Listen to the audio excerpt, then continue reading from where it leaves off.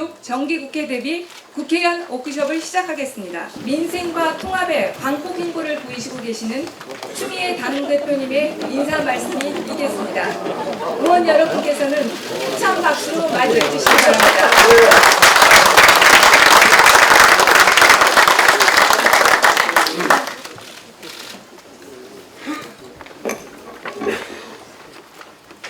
오늘 드레스 코드가 제가 좀 정답을 못 맞췄습니다.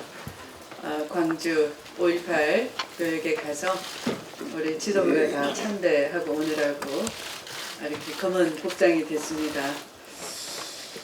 밤새 의원님 여러분 민생 국회를 지키느라 고생 많으셨습니다.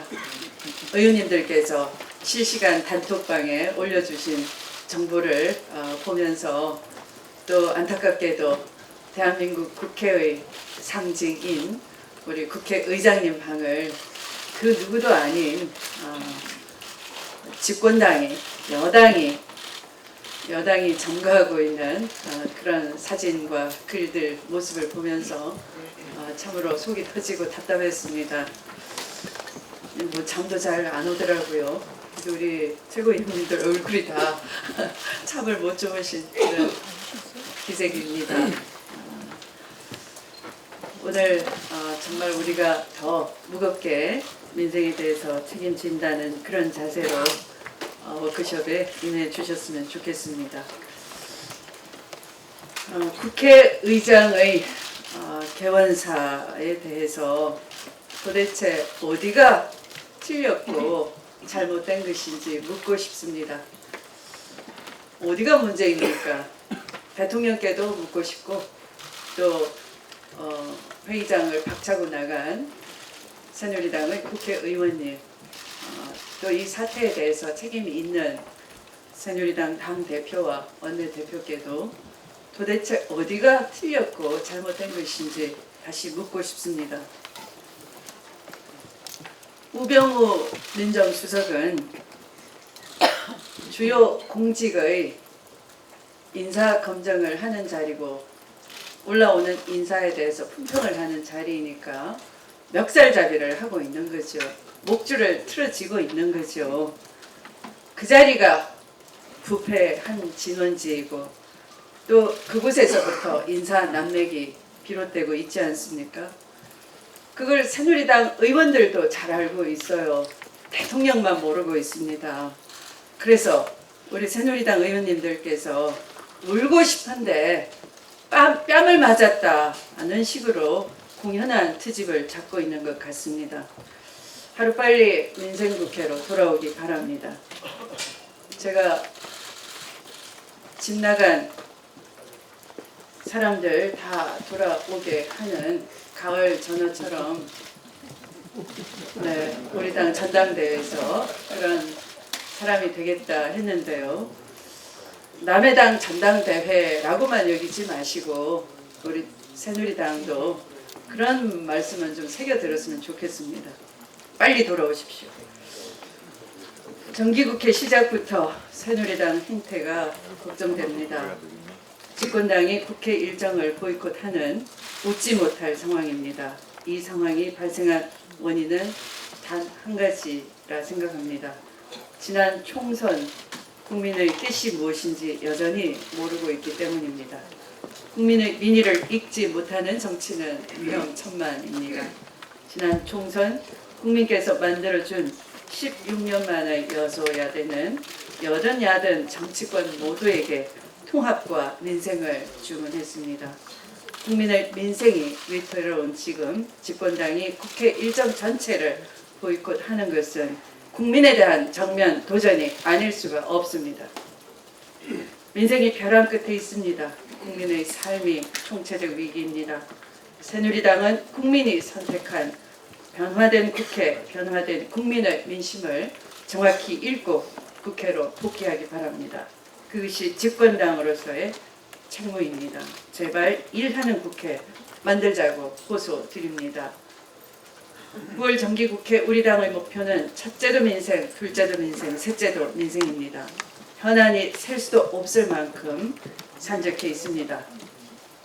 박근혜 정부의 경제 실패로 인한 파탄난 민생, 유능한 경제 정당으로 거듭나기 위한 경제 민주화 법안들, 한반도 평화와 국민 안전을 지키기 위한 법안들, 세월호의 진실을 밝히고 유가족들의 절규를 멈추게 하는 일, 가습기 살균제 피해 입법, 백남기 농민 서별관 회의 청문회 등 어느 것 하나 소홀히 할 수 없는 중대한 사안들입니다. 우리가 국민들을 지키는 최후의 마지노선입니다. 이런 생각으로 정기국회에 임해 주실 것을 의원님들께 부탁드립니다. 오늘 우리 당 국회의원 워크숍을 통해 민생을 살리고 갈라진 국민을 하나로 만들기 위한 다양한 전략과 지혜가 충분히 공유될 수 있기를 바라고 기대합니다. 고맙습니다.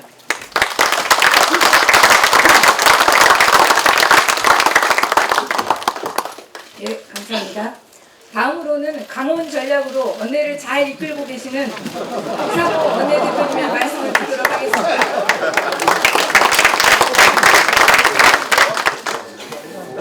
누가 써준 대사인지 아니요? 그 자체 제가 생산한 겁니다. 네, 의원님 여러분, 여러분은 지금 한국 헌정사상 가장 희한한 상황을 목격하고 계신 겁니다. 국회의장의 말씀을 빌미로 집권 여당이 국회의장실을 점거하고 모든 국회 일정을 보이콧했습니다. 대통령이 임명한 2명의 장관 후보자 인사청문회도 거부했습니다. 그게 여당이 할 일입니까? 그 임명을 우리가 했습니까? 오늘은 눈물로 수년을 살아왔던 가습기 살균제 청문회도 불참했습니다. 피해자 가족들이 방청석에 가득 앉아있는데 우리 당 의원들로만 청문회를 진행했습니다. 민생도 외면하고 도대체 무엇을 추구하는 것입니까?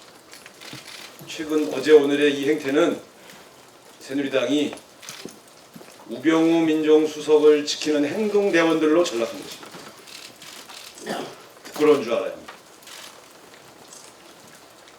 그렇게 급하다고 우리를 밀어붙였던 그 추경 예산안 돌아보지도 않고 저렇게 방치하고 있지 않습니까? 참으로 무능하고 무책임한 그러한 집권 여당입니다. 만약에 이런 식으로 나온다면 자신들의 견해와 다른 말씀을 좀 했다고 해서 국회의장을 거의 탄핵 수준으로 몰아붙인다면 이번 정기국회 시정연설에서 박근혜 대통령이 우리와 다른 정책적 견해를 밝히면 우리가 국회를 보이콧해야 됩니까? 청와대를 점거해야 됩니까? 있을 수 없는 일 아닙니까? 참으로 그 다음을 생각하지 않는 저런 행보에 대해서 저는 새누리당이 이성을 잃고 있다 이렇게 생각합니다. 부디 오늘은 정세균 의장께서 유감 표명도 하셨습니다. 유감 표명하고 새누리당 의원들의 어떤 많은 이야기들을 무겁게 받아들이겠다고 했으면 국회를 정상화해야지 국회의장을 완전히 굴복시키겠다고 저렇게 또 다시 점거로 들어가려고 하고 저렇게 일방적인 태도를 보이는 것은 정말 있을 수 없는 일이고 국민들의 심판을 받게 될 것이다. 저는 그렇게 생각하는데 여러분 동의하시고 박수 치십시오. 새누리당이 민생을 외면하고 이렇게 거친 행동들을 하는 그 시간에 우리 더불어민주당은 민생 국회를 만들기 위한 워크숍에 열중하고 있습니다. 이제 오늘 우리는 이 자리에서 9월, 10월, 11월, 12월까지 이어지는 정기국회에서 어떻게 국민들의 먹고 사는 문제를 해결할 것인가, 어떻게 억울한 사람들의 눈물을 닦아줄 것인가, 어떻게 민주주의 후퇴를 막을 것인가, 이런 고민과 고뇌를 쏟아부어야 합니다. 땀과 열정으로 정기국회에서 성과를 내야 합니다. 그것이 바로 수권정당으로 가는 바로 징표가 되겠습니다. 한 분 한 분이 오늘 내가 하는 이 정기국회의 이 성과가 수권정당으로 가는 하나의 큰 뒷돌이라는 그런 책임감으로 민생을 챙기고 민주주의를 지키는 그러한 정기국회의 과제를 잘 수행해 주시기 바랍니다. 특히 각 상임위별로 이 팀플레이를 잘 하셔야 됩니다. 정치는 개인전이 아니고 단체전이라는 점을 잊지 말아 주십시오. 이 하나의 이슈가 있을 때 나 혼자 독식하지 말고 의원들이 팀플레이를 통해서 같이 했을 때 더 키워지고 국민들에게 훨씬 더 전달이 잘 된다. 10분, 7분의 발언 시간 안에 모든 걸 다룰 수 없기 때문에 의원님들에게 역할 분담을 해서 적절하게 잘 이슈를 제기해 주시는 것이 효과적이다 하는 점을 분명히 강조를 드리고, 각 상임위 간사들이 그런 측면에서 사전에 오늘 이따 워크숍 할 때 상임위 분과 토론할 때 그런 작전들을 또 그런 전략을 잘 구사해 주실 것을 당부드리고 싶습니다. 모쪼록 오늘 정기국회 워크숍을 통해서 더불어민주당의 민생을 살리고 민주주의를 지키는 그리고 평화를 지향하는 우리 당의 절절한 결의와 의지를 다지는 그런 구실이 되기를 부탁드리겠습니다. 감사합니다. 감사합니다.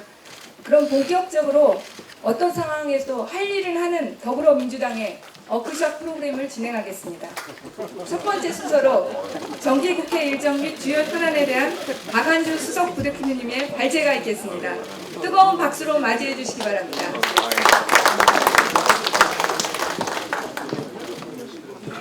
우리 사회자가 너무 사회를 잘 보셔서 짧게 정기국회 의사 일정 및 주요 대응 기조에 대해서 발제를 하겠습니다.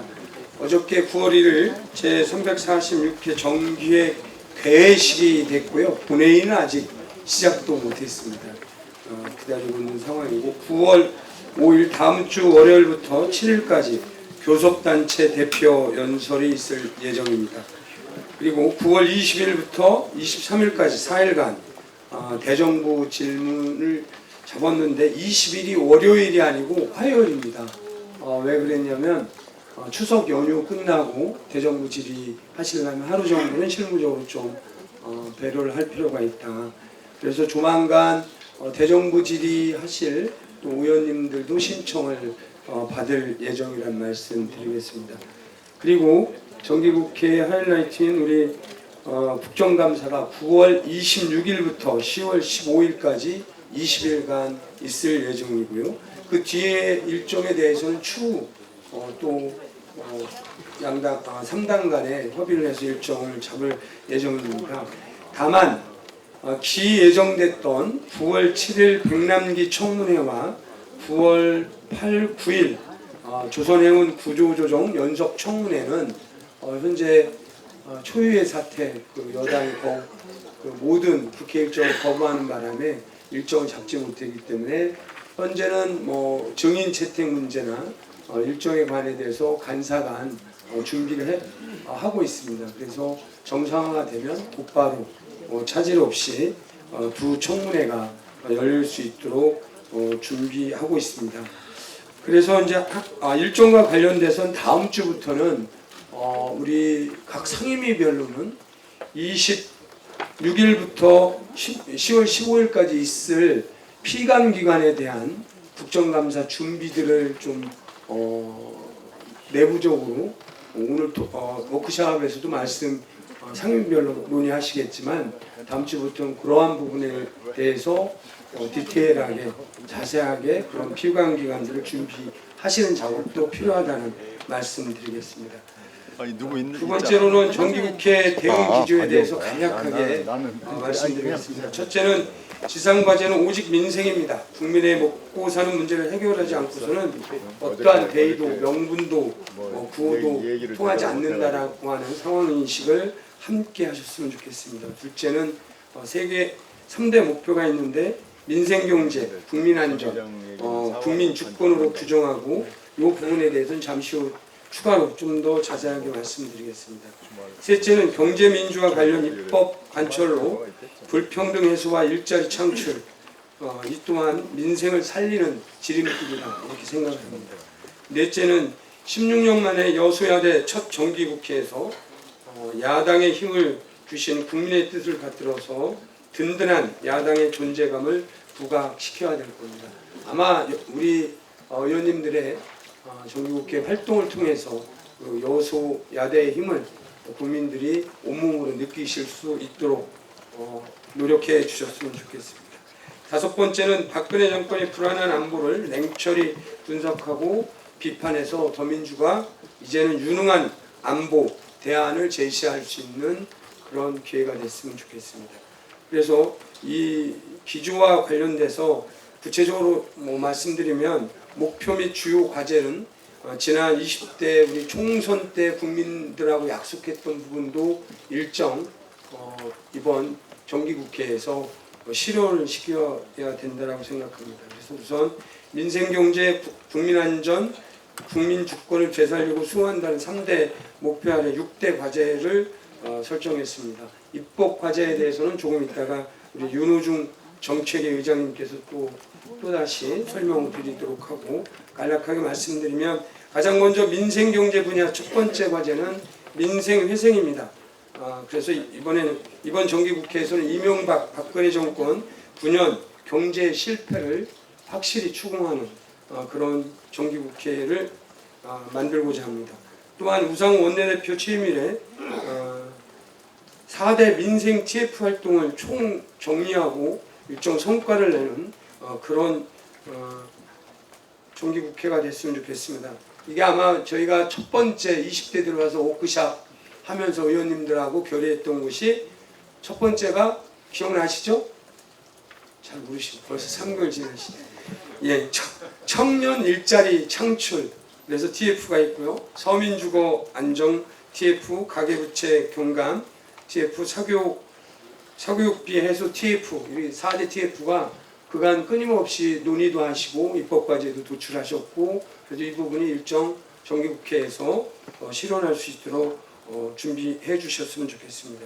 그리고 또한 건강보험 부가체계 개편 문제와 지방교육 재정교부금 교부율 상향 조정 그리고 기초연금 인상 그리고 내년 2017년도 민생 예산을 준비해 나가는 것도 또한 과제라고 생각합니다. 두 번째로는 경제 민주화입니다. 포용적 성장 그리고 노동의 안정 조세 정의, 대기업과 중소기업의 상생, 법인세 인상, 그리고 사회적 경제 활성화 등에 대한 과제도 이번 정기국회에서 실현해야 된다고 봅니다. 다음으로는 국민안전 분야 첫 번째 과제는 한반도 평화입니다. 이는 유능한 안보라고도 표현할 수 있습니다.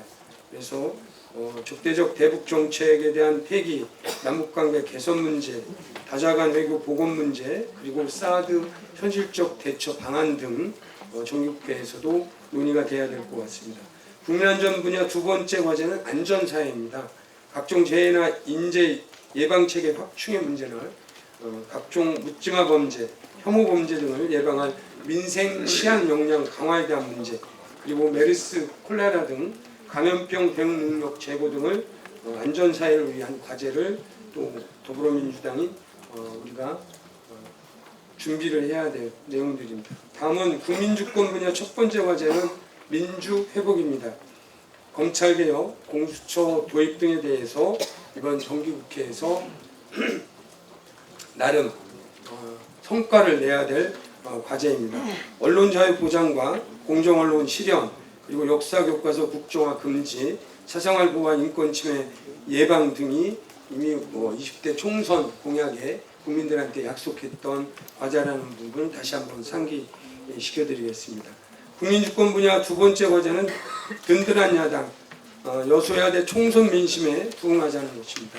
아직 해결하지 못하고 있는 세월호 특조위 활동 보장 문제, 백남기 청문회, 조선해운 구조조정 청문회 등을 통해서 국민들이 바라는 20대 첫 정기국회에서 우리 여소야대인 상황에서 우리 더불어민주당이 보여줘야 될, 해결해야 될 과제인 것 같습니다. 이상 정기국회 간략하게 기조와 과제에 대해서는 기존 원내대표 취임 이후 그리고 20대 총선 공약을 중심으로 해서 우선 주요한 부분에 대해서 이따 따로 논의를 하시겠지만 20대 첫 정기국회 더불어민주당의 과제다, 이런 보고 말씀 드리겠습니다. 네, 이상입니다. 네, 감사합니다. 큰 박수 부탁드립니다. 다음 수서는 이번 정기국회에서 저희가 이루어낼 주요 입법 과제에 대한 윤호중 정책위 의장님의 발제가 있겠습니다. 큰 박수로 맞이해 주시기 바랍니다. 네, 윤호중 정책의장입니다. 이렇게 의원님들 앞에서 인사드리는 거 처음인 것 같은데요. 정책의장으로서 이 엄중한 시기에 그 당의 정책을 책임지게 돼서 매우 어깨가 무겁고 또 그렇습니다. 네. 그런데 이제 오늘 아마 제가 그 신임이다 보니까 우리 박완주 수석께서 굉장히 그 저를 많이 배려를 해주신 것 같습니다.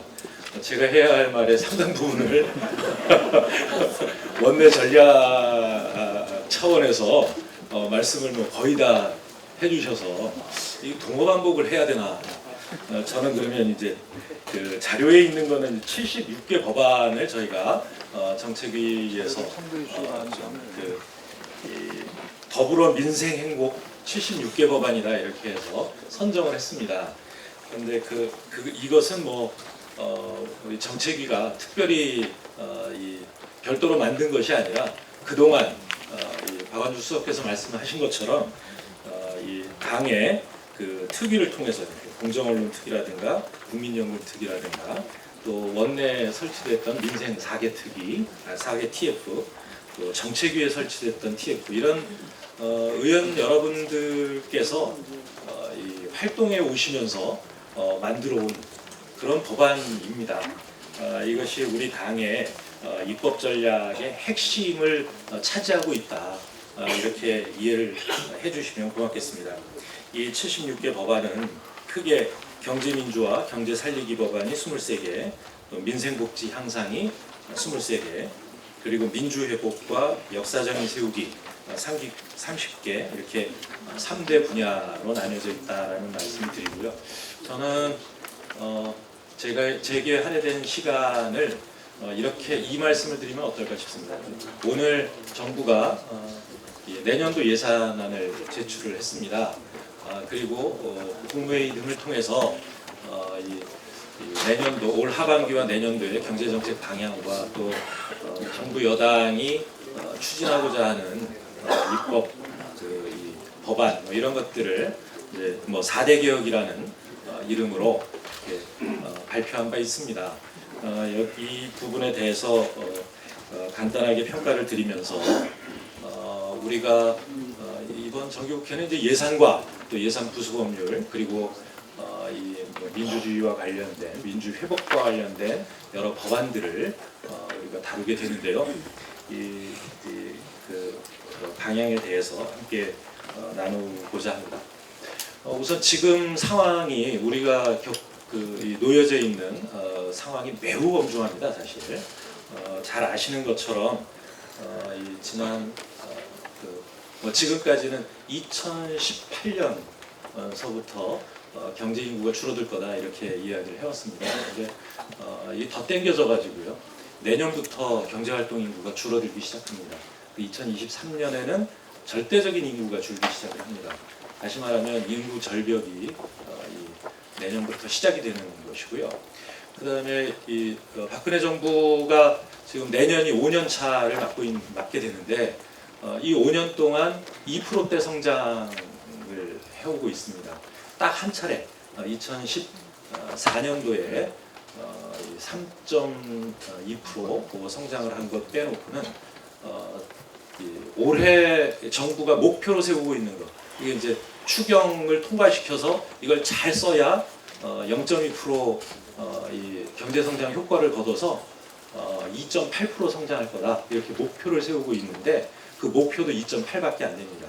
그리고 내년 경제 성장에 대한 내년 전망치가 한국은행은 2.9%입니다. 이렇게 이 5년 내내 2%대 성장에 머물고 있는 거고요. 사실상 우리 경제의 성장 동력은 지금 꺼져가고 있다. 거기에 이 인구 절벽까지 다가오게 되면 이 경제를 살려나갈 수 있는 방법은 이 비상한 방법이 아니면 어려운 그런 상황이다라고 하는 말씀을 드립니다. 그런 문제는 뭐냐면 이렇게 그 어려운 상황이 다가오고 있음에도 불구하고 정부는 이 위기가 다가오고 있다는 것에 대한 아무런 현실 인식을 갖고 있지 못합니다. 또는 이 정책을 어떻게 어떤 방향으로 써야 되느냐라고 하는 데 대한 방향 설정도 제대로 하고 있지 못합니다.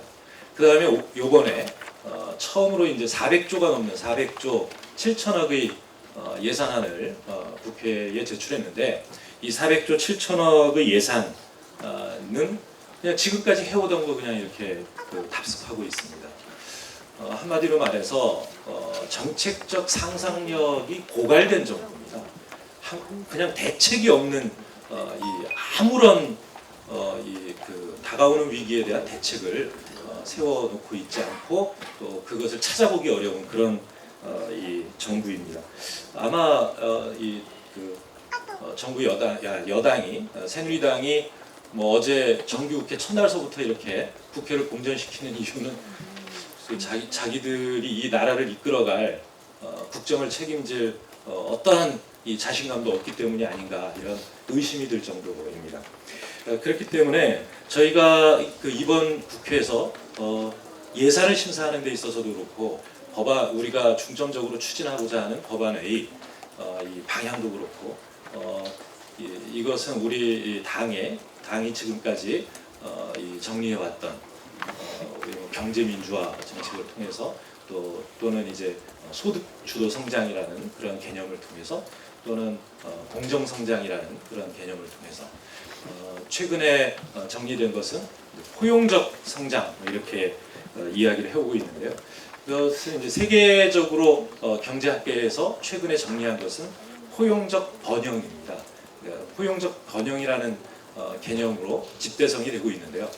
그것은 그러니까 이 국제 금융위기 이후에 계속되고 있는 일상화돼가고 있는 경제 위기에 대응하는 세계 선진 국가들의 거의 공통된 정책 방향입니다. 포용적 번영 전략을 한국화한 것이 우리 당이 지난 총선에서 국민들께 발표한 바 있는 더불어 성장 전략이다 이렇게 이야기를 할 수가 있겠습니다. 포용적 번영은 기본적으로 이제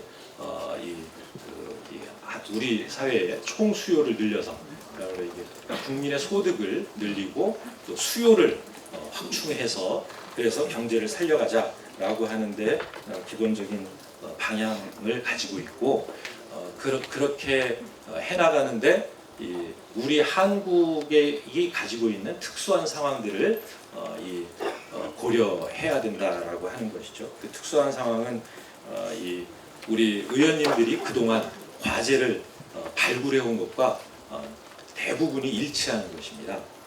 첫 번째 특수한 상황은 우리 기업의 지배 구조가 매우 비민주적이다라고 하는 것이죠. 그런 부분들이 결국은 이제 경제 민주화라고 하는 이 정책 방향으로 이루어져 개발이 되어 왔고요. 그 다음에 대중소기업 간의 약탈적인 계약 관계, 불평등 계약 관계가 대단히 심각하다라고 하는 것이고요. 그 다음에 IMF 위기 이후에 자영업이 굉장히 비대해 있어서 이를테면 그 선진 국가들 같은 경우에 미국 같은 경우에는 최저생계비를 올리면 전반적으로 임금 수준이 전체적으로 올라갑니다. 그런데 우리는 최저임금을 올린다고 해도 그것만으로는 이제 이 한계에 있는 중소기업이나 자영업 같은 경우가 그것을 떠안을 수가 없게 되는 이런 문제가 생기게 되는데 그것이 바로 이제 한국적인 특수성들이 있는 것이죠. 거기에 좀 더 덧붙인다면 이 신자유주의 정책을 20년 넘게 지금 쓰고 있기 때문에 노동이 매우 열악한 상태에 있고 특히 정규직과 비정규직의 격차와 또 비정규직 비중이 대단히 크다. 이런 부분들을 함께 해결해 나가서 우리 경제를 민생을 살려보자라고 하는 게 우리 당이 가지고 있는 더불어 성장의 기본 개념이고 더불어 성장은 다시 말하면 포용적 번영 전략의 한국판이다 이렇게 이해를 해주시면 되겠습니다. 그 방향에서 저희 경제정책 또 민생 복지 정책이 설계되고 추진된다라고 하는 말씀을 드리고 그 내용들은 이제 자료를 좀 참고해 주시면 되고요.